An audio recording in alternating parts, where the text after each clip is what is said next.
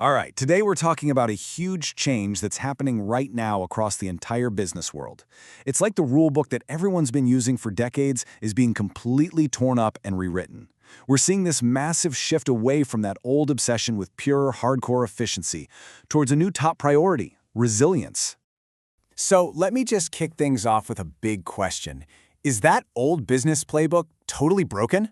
I mean, for generations, the goal was pretty simple, right? Be faster, be cheaper, be leaner than your competition. But what happens when the stable, predictable world that playbook was designed for just, well, vanishes? And this really gets to the heart of it. It's a clash of two very different philosophies. You've got the old way, just laser-focused on efficiency above all else, and on the other side, you've got the new way, which is built around a totally different concept, resilience. It's really a move from being lean to being unbreakable. So why is this all happening right now? Well, it's because the world itself has changed in some pretty fundamental ways. Just think about it for a second. Geopolitical shakeups can literally redraw global trade maps overnight. A climate event can wipe out a critical supply line with zero warning, and a single new piece of tech can make an entire industry look ancient. The old model, the one built for stability, it just wasn't designed for this level of constant disruption. Okay, so let's dig into our first major shift, building a truly resilient supply chain. This is where the cracks in that old efficiency at all costs model really started to show up first. And believe me, they showed up in a big way. For decades, the absolute gold standard was just in time. And, the idea was honestly beautiful in its simplicity. Parts and goods show up exactly when you need them, not a minute sooner. This cut down on storage costs and made companies incredibly lean. But it also created this massive, hidden vulnerability. The whole system depended on a perfectly predictable world, a world that, as we've seen, doesn't really exist anymore. So, the answer to that fragility is a new strategy people are calling just right. Now, this isn't about just throwing efficiency out the window. It's way smarter than that. It's more of a hybrid approach. It uses things like AI forecasting and real-time risk analysis, everything from geopolitical tensions to weather patterns, to decide what kind of safety net or buffer stocks to keep on hand. It's all about having just the right amount of security for a world you can't predict. And this new thinking is playing out in a few key ways. First, we're seeing a huge increase in nearshoring or reshoring, which is really just a fancy way of saying companies are moving production closer to home to shorten those long, risky supply lines. They're also setting up dual sourcing networks, so if one supplier suddenly goes offline, they have a backup ready to go. And in the riskiest parts of the world, they're ring-fencing their operations, basically building a firewall around them so they can pull out quickly and cleanly if things go south. Okay, so this whole idea of building a safety net, it's not just about physical stuff like parts and products, it goes way beyond that. Our second big shift is all about taking back control of what might be your most valuable asset of all, your data. And that brings us to this really critical concept called digital sovereignty. Let's be clear, this isn't just about where you store your data. It's about who truly controls it.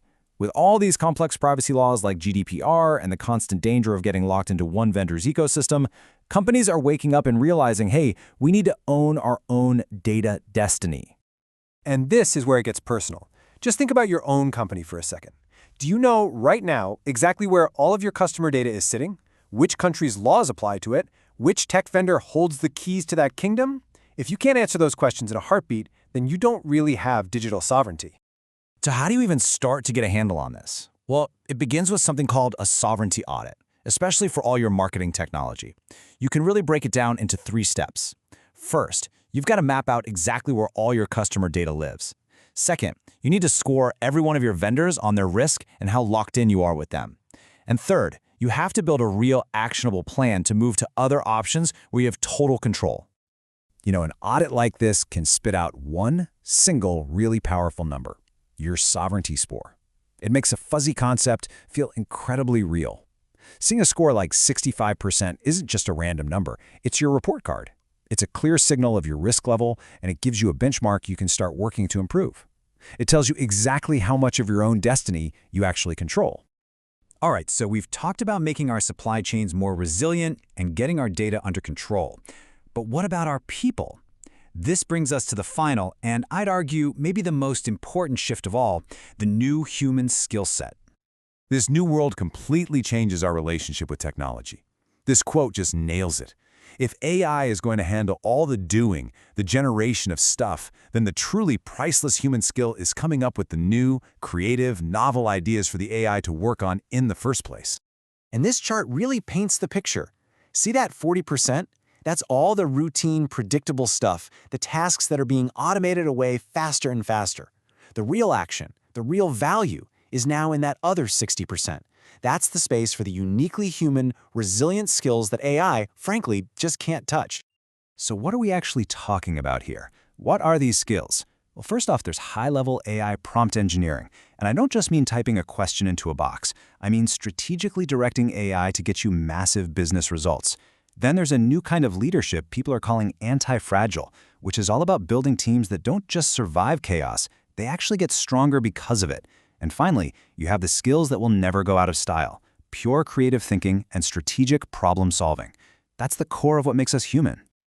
Okay, we've covered a lot of ground. We've talked supply chains, data, and people. So what does this new resilience playbook actually look like when you put it all together? Let's recap. And here it is, the whole story in one simple table. The change is just undeniable, no matter where you look. In our supply chains, we're moving from just-in-time to just right. When it comes to our data, we're shifting away from being dependent on whatever our vendors give us to demanding our own digital sovereignty. And with our workforce, the value is moving away from just doing routine tasks to focusing on creative strategy and true agility. So I want to leave you with the same kind of question we started with. But this time it's for you.